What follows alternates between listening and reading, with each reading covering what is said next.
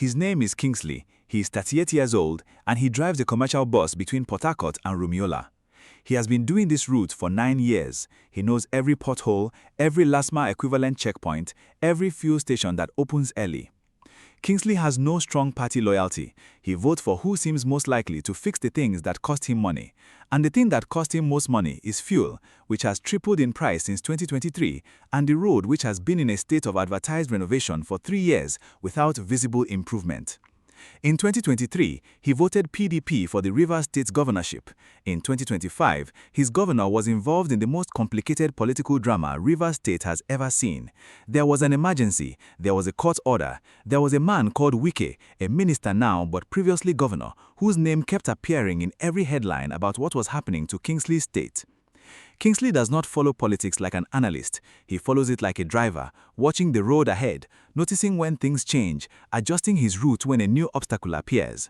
And the obstacle that has appeared in Rivers State politics and in Nigerian national politics more broadly is this: one man who is officially a member of the opposition party PDP and officially the FCT minister appointed by the APC president appears to be simultaneously the most powerful figure in Rivers State, a central broker in the South-South APC consolidation, the architect of the Rainbow Coalition, and the man who more senior politicians appear to fear and accommodate in equal measure. Kingsley wants to know one thing: how does one person become this central to everything, and what does Wike actually want? Before we go deeper, I just want to say thank you. Since NaijaNewsWatch started, the support, the comments, the likes, and every single subscription have helped this channel grow beyond what I imagined. If you have been enjoying these in-depth political breakdowns and you want to see more videos like this, the best way to support the channel is by subscribing. It really motivates me to keep researching, digging deeper, and bringing you clear, fact-based analysis. Now, let us get into the story, because what happens next changes everything. Let us set the foundation, because the Wike phenomenon did not begin in 2023. Understanding it requires going back to 2015 and following the logic of his political operating system step by step. Nyesom Wike became Rivers State Governor in 2015 on a PDP platform, in the same year that the APC was sweeping federal power nationally. As PDP governor in an APC federal government, he mastered the art of political survival under hostile federal conditions, maintaining state government stability, building cross-party relationships, and developing a personal political brand that was more powerful than any party label he carried. In 2022 and 2023, the PDP presidential primaries produced a conflict that became the defining moment of Wike's national political rise. The PDP selected Atiku Abubakar as its presidential candidate, bypassing Wike, who had wanted the ticket. According to political reporting, Wike believed he deserved the presidential nomination. When Atiku won the primary, Wike's response was the most consequential act of political revenge in Nigerian recent history. He organized what became known as the G5 governors, 5 PDP governors who refused to campaign for Atiku, effectively sabotaging the PDP's presidential campaign. Atiku lost. Wike's message was delivered. What happened next surprised many. Rather than being punished for the sabotage, Wike was rewarded. According to political reporting, the reward for Wike's role in the PDP's presidential campaign sabotage, however one characterizes it, was his appointment as FCT minister under Tinubu's APC government, despite being a PDP member. He became simultaneously a PDP member and a Tinubu cabinet minister. He retained his PDP card and his Tinubu relationship simultaneously. Then, in May 2026, Wike's Rainbow Coalition, which he declared on May 31, 2026, brought together PDP, APC, LP, and Action Alliance in a formal political combination centered around his influence. He announced the Kingsley Chinda, an APC figure, as his preferred Rivers State governorship candidate, and he publicly dismissed Governor Makinde's presidential ambition as dead on arrival. This is the man whose name keeps appearing in Kingsley's radio as the bus driver does his Port Harcourt route. Wike is central to Nigerian power politics in 2026 in ways that no formal title or party card captures, and the question of what he wants and where he is going is one of the most consequential political intelligence questions before 2027. Now, let us look at the institutional framework, because Wike's political position is built partly on navigating the ambiguities in Nigeria's constitutional and political party rules in ways that nobody else has attempted at this scale. The first institutional ambiguity is the party loyalty question. the Nigerian Constitution and the Electoral Act contain anti-defection provisions for legislators, members of the National Assembly or state assemblies who lose their seats when switching parties. These provisions do not apply to governors or ministers. Wike, as governor from 2015 to 2023, could and did maintain his PDP membership while building cross-party relationships with the APC government. As FCT minister, he holds a cabinet position in an APC government without joining the APC. This is constitutionally permissible. It is institutionally unprecedented at his level. The second institutional reality is the FCT minister's extraordinary land powers. Under the Land Use Act of 1978, as preserved by the 99 Constitution, all land in the FCT is vested in the minister on behalf of the federal government. This gives Wike power over one of the most valuable asset markets in West Africa, the Abuja land and property market. The ability to grant rights of occupancy, revoke them, approve or block developments, and direct the deployment of demolition squads gives the FCT minister an economic and political reach that no other ministerial portfolio in Nigeria matches. The third institutional dimension is the Rainbow Coalition's formal status. Wike declared the Rainbow Coalition on May 31, 2026, a formal political combination of PDP, APC, LP, and Action Alliance. According to political reporting, this coalition is positioned as an electoral vehicle for specific state races, most immediately the Rivers State governorship. The coalition's constitutional and INEC regulatory status is not that of a registered party. It is a political alliance between existing registered parties. Whether INEC recognizes such an alliance for practical electoral management purposes is a question that the 2027 electoral cycle will test.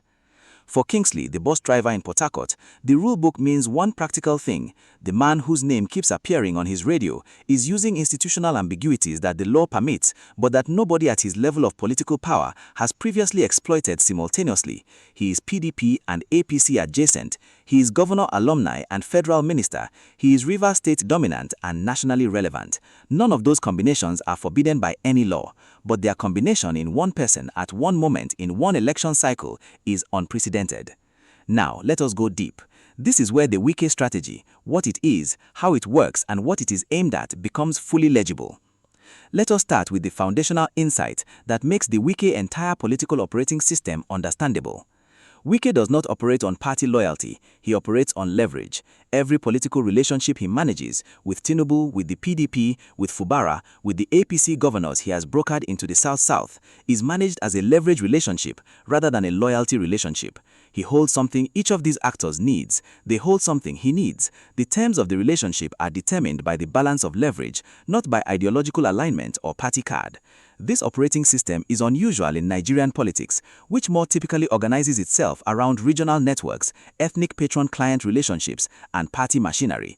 Wike operates across all of those categories without being fully contained by any of them.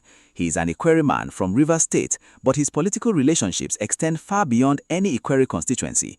He is a PDP member, but his most consequential political relationship is with the APC president he helped into power by sabotaging the PDP's presidential campaign. Let us trace the specific leverage relationships that explain each element of his current position. Wike's leverage over Tinubu. According to political analysts, Wike's role in the G5 sabotage of the PDP presidential campaign contributed to conditions that made Tinubu's 2023 victory possible. A divided PDP, 5 of its own governors refusing to campaign for its presidential candidate, was a weaker PDP than a unified one would have been. According to reporting, the reward for that contribution was the FCT ministerial appointment under Tinubu. That is leverage converted into position, and the FCT position has converted into operational power over Abuja land, over federal capital development contracts, and over the political environment of the capital city. Wike's leverage over the South-South. As the most powerful political figure in Rivers State, the state that produces a disproportionate share of Nigeria's oil revenue, Wike is the broker through whom the South-South's political alignment with the federal government has been managed. The Fubara deal, which required Fubara to surrender his second-term ambitions and acknowledge Wike's political authority in exchange for the state's APC alignment, was Wike's most explicit exercise of South-South leverage. The South-South governors who crossed to APC did so in a political environment that Wike managed. Without his personal relationships and his specific broker role, the consolidation would have been harder to achieve. Wike's leverage over the PDP. By staying inside the PDP while operating as Tinubu's minister, Wike maintained a specific leverage position within the opposition's most established party. According to political reporting, he was involved in the PDP leadership disputes that have contributed to the party's internal dysfunction, the same dysfunction that has driven governor defections. His maintained PDP presence gives him the ability to shape PDP's decisions about its own future in ways that a figure who had formerly left the party could not. Wike's leverage through the Rainbow Coalition. The May 31, 2026 declaration of the Rainbow Coalition, formally combining PDP, APC, LP and Action Alliance, is the most explicit statement of his cross-party operating model. He has declared, "I am not confined to any one political structure." He operates through whichever combination of parties serves his immediate objectives. For 2027, the Rainbow Coalition is positioned as his mechanism for managing Rivers State political outcomes, specifically the governorship race, without being constrained by any single party's internal decisions. Here is the pattern interrupt that reframes everything about the Wike story. The conventional analysis of Wike describes him as an opportunist who switches loyalties for personal gain. This analysis misses what is actually distinctive about him. In Nigerian politics, opportunism is common. What is uncommon is the systematic, long-term accumulation of leverage across multiple simultaneous political relationships: PDP membership, APC ministerial appointments, FCT land power, South-South broker role, cross-party Rainbow Coalition, in a way that makes each individual relationship less powerful than the network of relationships combined.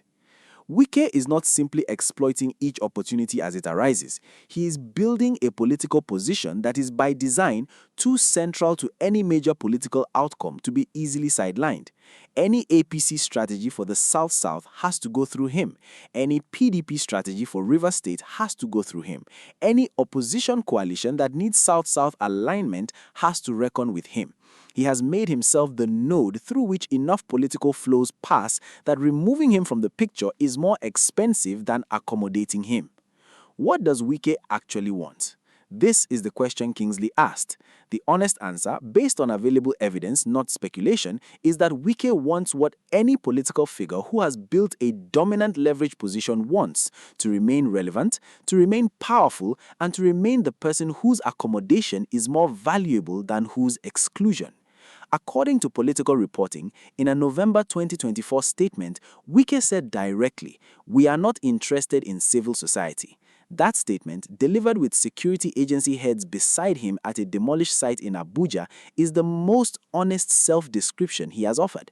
He is not interested in accountability structures outside his control. He is interested in maintaining the operational conditions under which his leverage remains decisive. The silent players in this story are the figures who are accumulating specific grievances with Wike's operating model and who may eventually translate those grievances into organized resistance. The first is Fubara, whose publicly reported frustration with the arrangements he accepted is the most immediate source of Wike's political vulnerability.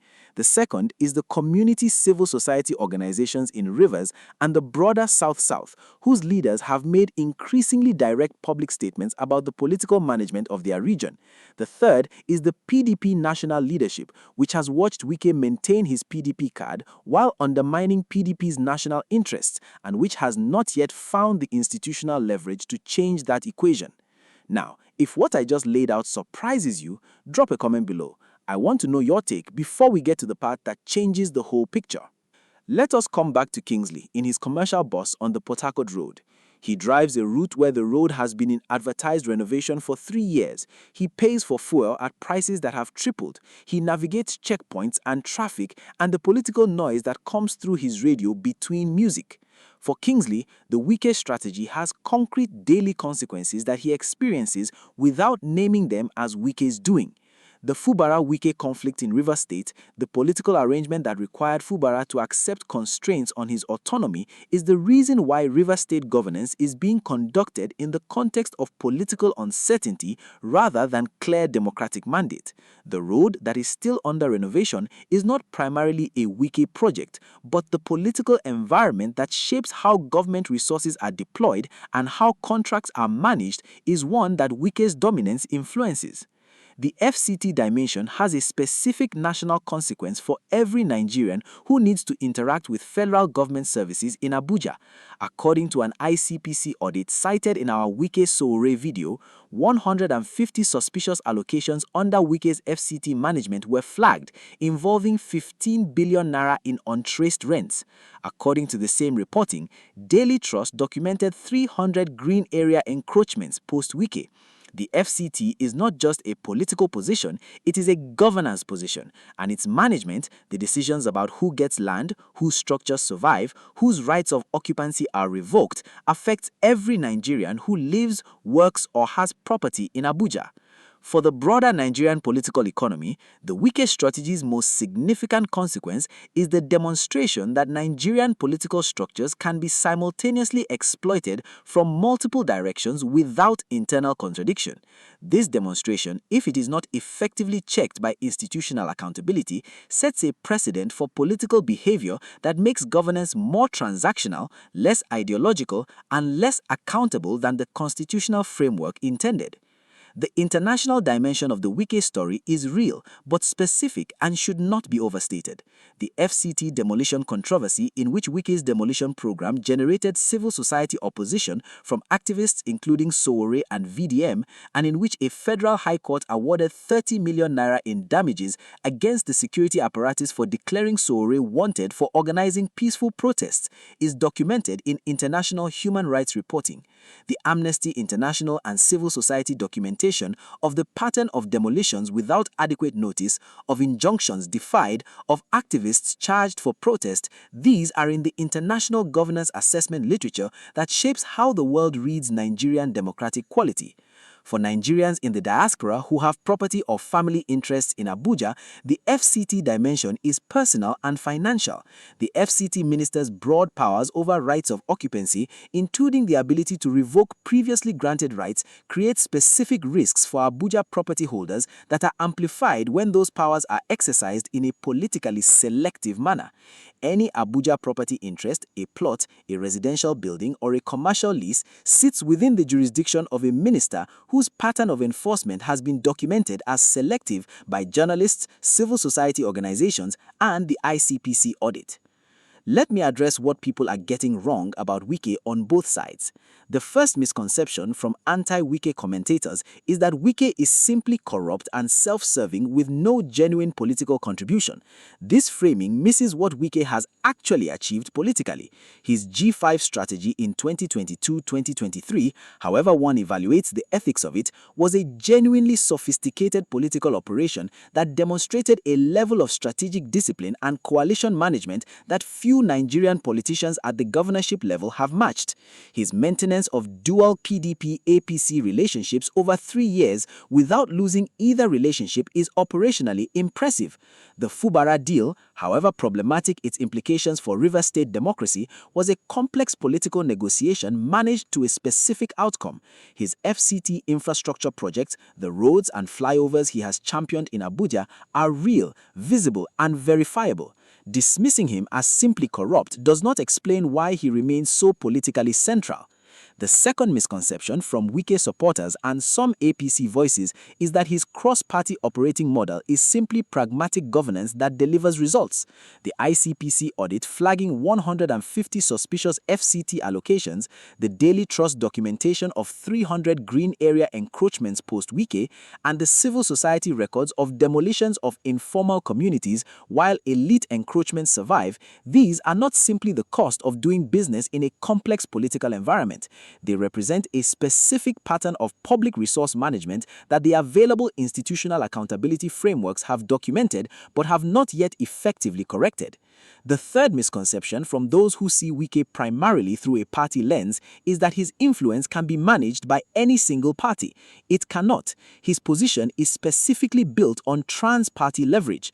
The APC cannot manage him simply by incorporating him as a minister. He retains his PDP card as insurance. The PDP PDP cannot manage him simply by expelling him. He would retain his FCT position and his Tinubu relationship.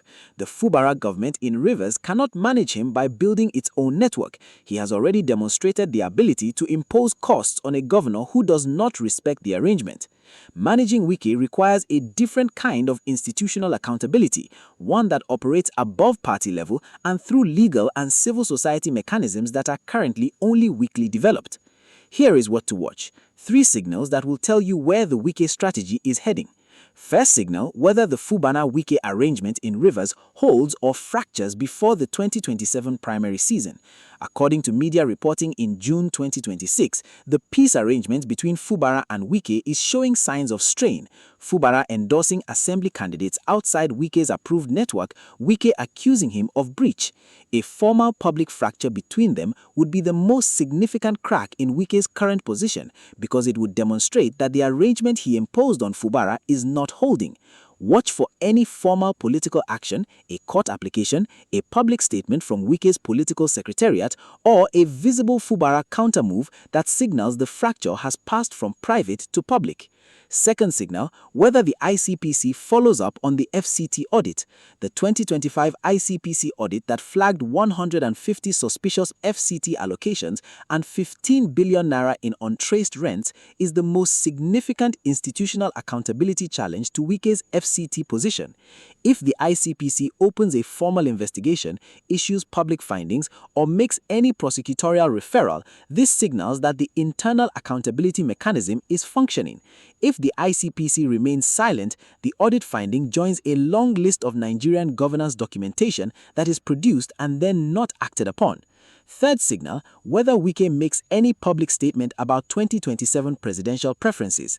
Wike declared Makinde's presidential ambition dead on arrival in 2026. He has not formally endorsed Tinubu for re-election. He has not formally endorsed any opposition candidate. His public position on the 2027 presidential race, when it comes, will be the clearest indicator of where his leverage is being positioned for the post-2027 political landscape.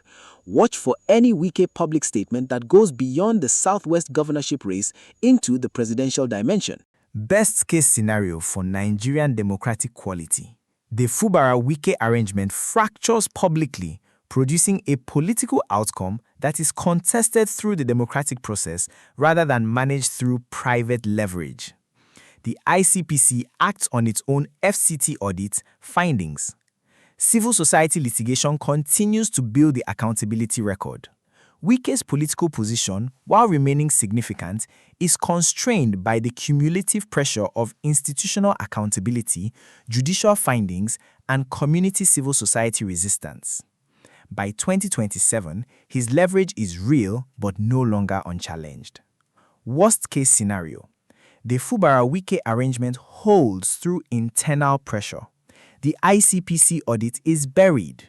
The FCT continues to be managed as a personal political asset. The Rainbow Coalition successfully delivers specific Rivers State results in 2027 that demonstrate his delivery capacity to whoever becomes the next federal executive, and Wike enters the post-2027 cycle as the most consequential political figure in the South-South, regardless of which presidential candidate wins, because whoever wins will need his accommodation to govern the oil-producing region effectively.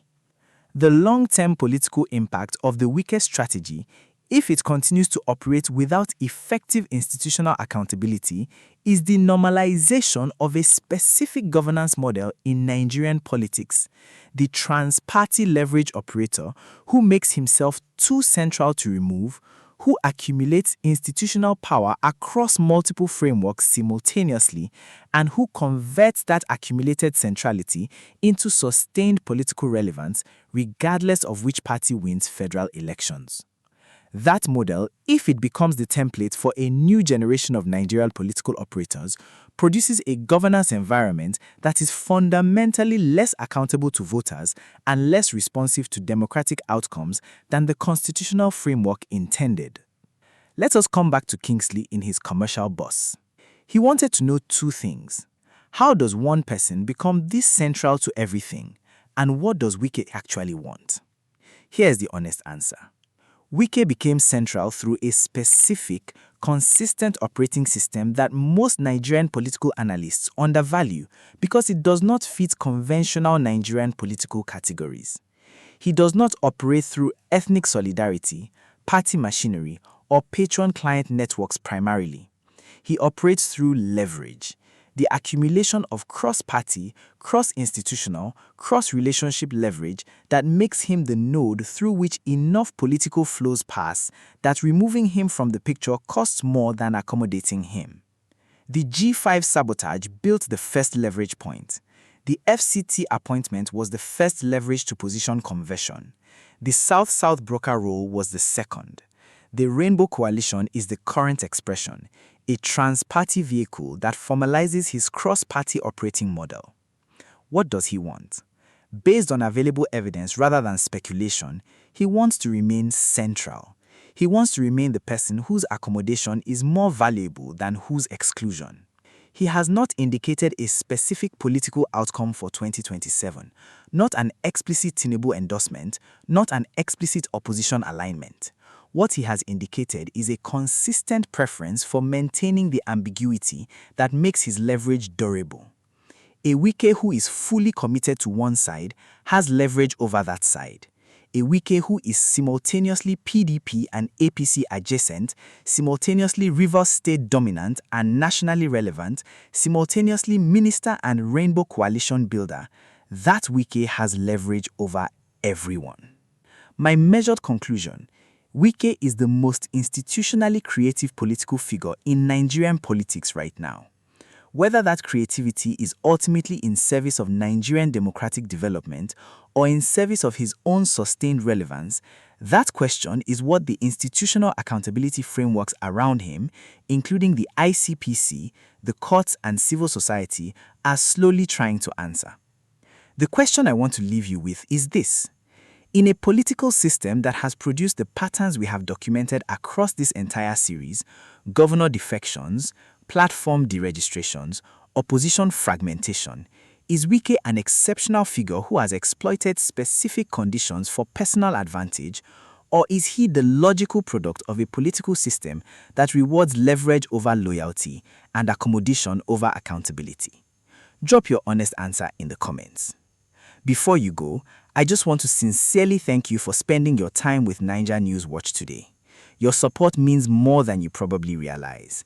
Every view, every thoughtful comment, every like, every share, and every subscription helps this channel continue to grow and gives me the motivation to keep researching and creating balanced, in-depth documentaries about Nigerian politics.